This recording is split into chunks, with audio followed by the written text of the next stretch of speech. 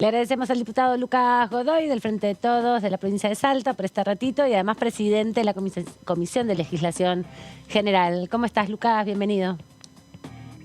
Amanda, ¿cómo estás? Muchas gracias. Un placer charlar con ustedes. Bueno, contanos un poco, fue hace ya un par de semanas, pero contanos un poco las repercusiones de las elecciones en la provincia de Salta, tu análisis sobre el proceso electoral. Es una de las provincias que ya se señalan como justamente las que han cumplimentado el proceso de elecciones y se las mira también en relación al impacto de los oficialismos en ese sentido. Y siempre se intenta trasladar todo al ámbito nacional. Vos en Salta sos parte de la oposición, digamos, y preguntarte cómo es ese proceso también que se da en esta articulación con lo nacional. Sí, tenemos varios puntos en desacuerdo, en oposición con el gobierno provincial. De hecho, hoy hay una serie de protestas y marchas de sectores de docentes, educación y de salud. Ayer alrededor de 20.000 personas en la calle, entre 15.000 y 20.000 personas en la calle, básicamente no agremiadas, los autoconvocados que se denominan, y los errores de los gobiernos, que lo repitieron gobiernos anteriores, ¿no? El de Urtubey, el de Romero, de no recibir a sectores que no se sienten representados, en este caso por esos gremios, y que buscan otro tipo, o que plantean otro tipo de reclamos, y la falta de diálogo y conversación me parece que genera, que va logrando que esa protesta crezca incesantemente. De hecho, hubo una serie de represiones, la intervención de una jueza criminalizando la protesta, que provocó más enojo todavía. Recién estaba viendo que la legislatura salteña acaba, o por lo menos la Cámara de Diputados de Salta, acaba de aprobar una especie de ley de regulación de la protesta. Es algo no solamente inconstitucional, algo inconstitucional, porque tiene muchos ribetes inconstitucionales, e inaplicable. Cuando surgen distintos reclamos, sobre todo masivos, lo que tenés que hacer como gestión es someterte al diálogo constante, ¿no? Incesante, que aunque te parezca tedioso o pienses que no tiene razón, tiene que haber efectivamente. Bueno, me parece que los resultados, ya lo han visto ustedes, el oficialismo ha triunfado, el peronismo en Salta se ha transformado, pero una especie de trosco peronismo, donde todas las distintas vertientes del peronismo divididas en 4 o 5 frentes, incluido el propio oficialismo, donde el PJ está dentro del esquema del gobernador Sáenz. Se eliminaron en su momento, se suspendieron las PASO, provocó una especie de conformación de elecciones con colectoras o de ley de lemas, que en definitiva determinó que, si bien fue reelecto con un 47% el gobernador, hoy el 95% de la legislatura y de la mayoría de los consejos deliberantes está compuesta por representantes del oficialismo, lo que no se condice la realidad de la intención del voto de la gente, porque en definitiva más de un 50% no votó a favor de ese proyecto. Pero esto también tiene que ver con errores de la oposición. No se puede solamente mirar lo que hace el oficialismo, sino también hacer un análisis introspectivo. Pero más allá de este tema, me parece que cuando la gente va y decide, en definitiva, es momento de escucharla, de hacer análisis críticos, autocríticos, pero también saber que no significan cheques en blanco, ¿no? Digo, más allá de que la sociedad acompañe un proyecto o una gobernación en este caso, o una intendencia, en el caso de Salta fue al revés, perdió la actual intendenta, vinculada al romerismo, a Cambiemos, pero también perdió con un representante del oficialismo. Aun cuando haya votación, no son cheques en blanco, y día a día vos te tenés que revalidar, tampoco te permite ejercer ningún tipo de acto que roce lo inconstitucional como el que acabo de describir. Así que vamos a ver qué pasa. Difícil Diputado, ¿cómo le va? Buenas tardes, Claudio Mardones lo saluda. Bueno, venimos de un escenario en donde Salta se concentró la atención electoral a partir de la reelección del gobernador Gustavo Sáenz. Cuéntenos, por favor, cómo se han ido incrementando estos conflictos para que Salta ahora esté en la atención nacional, pero por las masivas movilizaciones que han venido sucediéndose. Bueno, lo que le decía recién, falta de diálogo. Nosotros instamos en su momento al diálogo. Yo he sido legislador provincial, he sido parte de un oficialismo al que también en su momento le pedimos diálogo y reclamamos y reprochamos las mismas conductas que hoy estamos reclamando y reprochando, pero desde la oposición, con el gobierno anterior, con el gobierno de Urtubey, donde hay una similitud y hasta de ministros parecido, ¿no? Con ese gobierno que intervinieron en los mismos procesos. Es eso, básicamente. Cuando vos dialogás con los sectores que se autoconvocan, que no se sientan representados o que no están representados porque no están agremiados a un determinado sector, pues en definitiva es lo más sensato que podés hacer. Cuando soslayás la protesta, cuando evitás sentarte en una mesa, cuando pensás que cualquier cosa que hagan o digan tiene que ver con pedidos caprichosos o posiciones caprichosas, va a ir pasando esto, y sobre todo si en un momento dado criminalizás la protesta, ¿no? Que es lo que sucedió en Salta en la intervención de una jueza con fundamentos, yo te diría, bastante arcaicos, ¿no? Del siglo XIX más o menos, porque planteaba que la libre circulación y la intimación a algunas de los docentes y sectores de la salud que habían protestado era suficiente como para detenerlos. Bueno, eso provocó distintos tipos de agresiones, intervención de la policía, algún tipo de represión, y masificó más la huelga y la protesta. Hoy tenemos el día de hoy y de ayer hubo un paro de actividades de casi el 100%, sobre todo, particularmente en las escuelas públicas. Sí, con un alto acatamiento. Por eso se lo preguntaba, porque algunos especulan con que la respuesta del gobierno provincial era una hasta que llegara el momento de las elecciones, y cuando concluyera el proceso electoral era previsible que pudiera suceder una cosa de este tipo, es decir, con un gobierno provincial que los canales de diálogo están obturados y que en ese contexto hay un alza de conflictividad. ¿Usted lo ve así? No sé cuáles fueron las respuestas que le brindaron, porque no formé parte de esas reuniones previas a las elecciones. Sí sé que hace más de un mes que se están dando este tipo de reclamos y de protestas y de pedidos de diálogo por parte del sector de educación y de salud. Lo sé además también porque intervienen en el transcurso de ese tiempo, se aprobó, se promulgó en realidad un proyecto que, entre otros, habíamos impulsado en el Norte Grande, que tenía que ver con la exención de ganancia a las horas guardia. Esto, por supuesto, fue recibido con mucha alegría, digamos, por parte de los sectores de salud. Y entonces estuve charlando con ellos, no con el sector docente que empieza luego. Pero probablemente suceda esto. Lo que sucede es eso, es una falta de diálogo. Y más allá de un resultado electoral, está claro, bueno, esto lo está demostrando, que no son cheques en blanco. La sociedad no otorga cheques en blanco, ¿no? Puede confirmar un rumbo, puede plantear una mayor confianza o no optar por una alternativa, pero finalmente vos tenés que ir receptando las distintas demandas de una forma u otra. No es cotidiano que aquí en Salta haya cortes de calle, de ruta, no sucede cotidianamente, ¿no? Esto son excepciones. Y la masividad de este reclamo me parece que tiene que llevar desde mi punto de vista, un solo camino. Es sentarse a dialogar y consensuar y acordar y negociar, porque de eso se trata también. Lo peor que podés hacer es soslayar y reprimir, porque si no es peor, porque finalmente detrás de todo esto, detrás de una actitud caprichosa, los docentes no están en las escuelas, los servicios de salud no están, si bien son servicios imprescindibles, entonces lógicamente tienen guardias, etcétera, pero si no están en las escuelas los docentes, y no está totalmente cubierto el sistema de salud, quien está perjudicada la gente, los chicos que no van a clase hace mucho tiempo, y eso genera un mal humor social y por supuesto, un perjuicio social más generalizado. ¿Qué tal, diputado? Gabriela Vulcano lo saluda.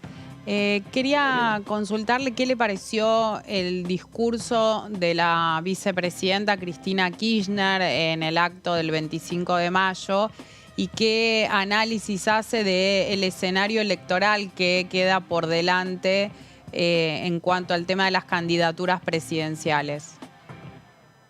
Estuve en la plaza, con mucho placer estuve en la plaza. Cristina siempre tiene palabras, siempre está pensando, desde mi punto de vista, en cuestiones macro, ¿no? En políticas públicas, entre otras cosas, algo que yo vengo impulsando hace 3 años, que tiene que ver con una discusión, por ejemplo, del litio como un recurso estratégico, que lo es, más allá de que lo declaremos o no, lo es, por su significancia en la transición energética. Pero bueno, volviendo a la parte política, me parece que hay que respetar sus decisiones. Lógicamente, estamos hablando de la líder de un espacio político inmenso, que ha dado todo en muchos aspectos, en términos políticos y también en términos personales, para que a la Argentina le vaya mejor. Algunas veces con mejores resultados, y otras veces con resultados no tan buenos, ¿no?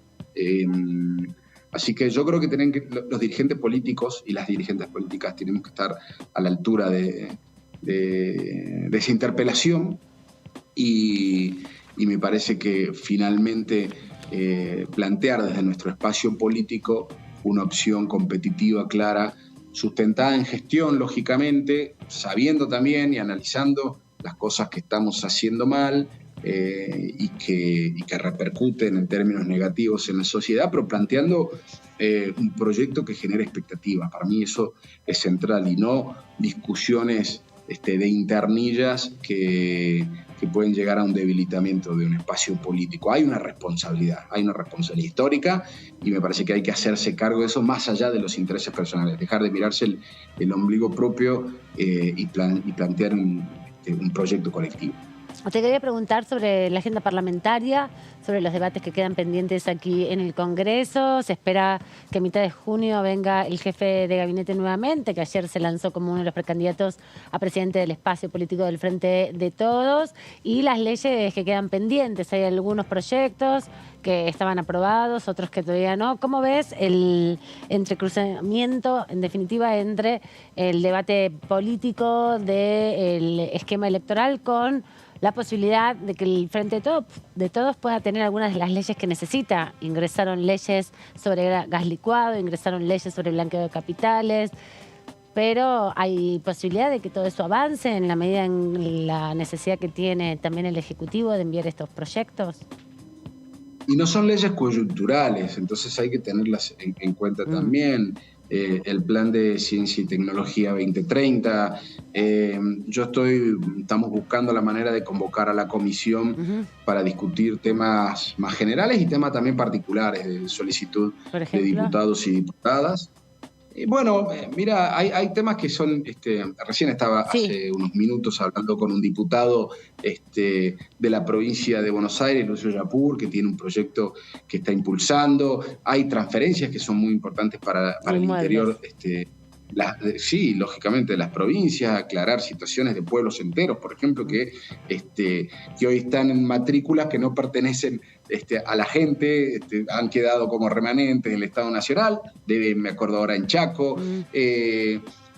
Destacar la importancia de ciertas actividades o fiestas en los distintos pueblos, discutir también lo que decía, ¿no? Esto del litio me parece es un tema central, que no hay que dejarlo pasar, porque cuando lo resolvamos y lo resolvemos no va a ser para este gobierno ni para el próximo, va a ser para las próximas décadas. Entonces me parece que es un tema central. Diputados de la oposición me han llamado para discutir temas de inteligencia artificial. Bueno, hay un montón de proyectos que tenemos que debatir, pero lo tenemos que hacer sobre esa base, pensando más que en las elecciones o en el resultado de las elecciones, en ver si se puede poner en la actividad. Entiendo que la Cámara probablemente tengamos sesión para esa fecha, para mediados del mes. Que decías vos. Sí, y bueno, ahí aprovecharemos también en ese sentido. También es entendible, hubo distintos procesos electorales que provocaron que muchos diputados y diputadas, porque eran candidatos o candidatas, intervenían en alguna fuerza política, se ausentaron, digamos, de la provincia, del Congreso, momentáneamente. Esto es lógico, no hay que volverse paranoico ni mucho menos, ni enojarse. La verdad que nada mejor que una participación política y electoral que fortalece la democracia en cualquier lugar. Entonces, Diputado, buscar ¿cree que se va a poder ¿cree que se va a poder avanzar ¿Cree que se va a poder avanzar con la ley de alquileres en el recinto? Vi que, me parece que el día de hoy publicaron un nuevo índice. Bueno, se publica mensualmente el índice. Es gracioso porque yo veía un canal de noticias claramente opositor que en su momento, cuando planteaban la derogación de la ley, decía que el problema era el nivel de actualización porque perjudicaba a los propietarios, y en esta noticia lo que planteaba es que qué locura cómo se había actualizado para los inquilinos. Digo, no tiene que ver con la ley, siempre lo decimos, tiene que ver con el nivel de aumento de precios, ¿no? Pero el dictamen está previsto. Nosotros hemos firmado un dictamen que entiendo ahora, además hay proyectos de la oposición también impulsando algo similar a lo que nosotros firmamos en el dictamen, que tiene que ver con regímenes fiscales de promoción para aumentar la oferta de alquileres. Me parece que está bueno. Y finalmente, nosotros hemos planteado una posición de sostenimiento de la ley que lógicamente cualquiera puede rediscutir o discutir, pero estos dictámenes están presentados, la oposición había presentado lo propio, y entiendo que se rompió ese acuerdo que tenían porque no estuvieron de acuerdo en los plazos. O primero firmaron y después no estuvieron de acuerdo. Sí. Pero bueno, es un tema, es una gran problemática, no solamente a nivel Argentina, sino a nivel mundial. Me parece que España acaba de impulsar leyes también que tienen que ver con España y otros países, no recuerdo ahora, pero estaba leyendo un poco al respecto, de construcción por parte del Estado de viviendas para alquiler. Bueno, evidentemente es un tema a nivel mundial y lógicamente en Argentina repercute en lo que tiene que ver con el aumento de precios y la inflación. ¿Se meterá el tema en la campaña, diputado? Porque si seguimos entre una campaña y la otra se ha ido originando parte del debate respecto a la ley de alquileres. De hecho, en las últimas elecciones de medio término fue uno de los temas de campaña de Juntos por el Cambio, que buscaba la derogación de la ley. Finalmente, sí, bueno, usted impulsaba la ley por Juntos por el Cambio. Sí. Impulsada la ley por Juntos por el Cambio, luego utilizaron como campaña o pareciera que era una ley del Frente de Todos. Finalmente terminó siendo, ¿saben qué? Yo lo digo constantemente, terminó siendo una ley metropolitana, terminó siendo una ley de la capital que perjudicó a la mayoría del interior. A nosotros nos perjudicó más porque se sancionó pensando solamente en las problemáticas que se tenía en el AMBA o en Ciudad Autónoma de Buenos Aires. Y no hubo consultas generalizadas, consultas federales como sí nosotros hicimos. Y también hay otro tema particular que a mí me gustaría plantear, como para que las provincias y el gobierno de la ciudad autónoma, no miren para otro lado.